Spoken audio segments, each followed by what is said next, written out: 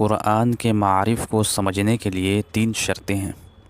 پہلی شرط زبان دانی، یعنی زبان آتی ہو۔ اردو پڑھنے والا قرآن کے معارف کو کبھی نہیں سمجھ سکتا، اردو کی وہاں تک پہنچ ہی نہیں ہے۔ اس لیے اللہ تعالیٰ نے نبی کو ان کی قوم کی زبان میں بھیجا۔ وَمَا أَرْسَلْنَا مِن رَّسُولٍ إِلَّا بِلِسَانِ قَوْمِهِ لِيُبَيِّنَ لَهُمْ۔ جو قوم کی زبان تھی اسی زبان والے نبی کو اللہ تعالیٰ نے بھیجا۔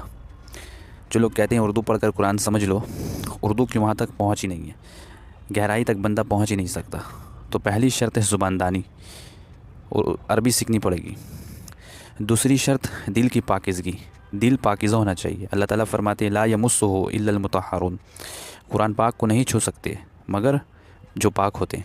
تو ظاہری قرآن کو چھونے کے لیے پاکیزگی ضروری ہے، جسم کا پاک ہونا ضروری ہے۔ اسی طرح قرآن کے معارف تک پہنچنے کے لیے، قرآن کے معارف کو سمجھنے کے لیے دل کی پاکیزگی ہونا ضروری ہے۔ تیسری شرط جسم پر تاثیر ہونا، قرآن کے معارف سمجھنے کے لیے جسم پر تاثیر ہونا ضروری ہے، اور یہ تاثیر ہر کسی میں نہیں ہوتی۔ علامہ اقبال رحمۃ اللہ علیہ بچپن میں فجر کی نماز کے بعد قرآن پاک کی تلاوت فرما رہے تھے تو ان کے والد نے دیکھا، ان کا والد کا نام نور محمد تھا، جو صوفی ٹائپ کے بندے تھے۔ انہوں نے کہا بیٹا کیا پڑھ رہے ہو؟ کہا ابا قرآن پڑھ رہا ہوں۔ ان کے والد نے کہا بیٹا اس قرآن کو اس طرح پڑھو جیسے کہ تمہارے اوپر نازل ہو رہا ہے۔ تو علامہ اقبال کہتے ہیں کہ میں بڑا حیران ہوا کہ میرے ابا نے یہ کیا بات کر دی۔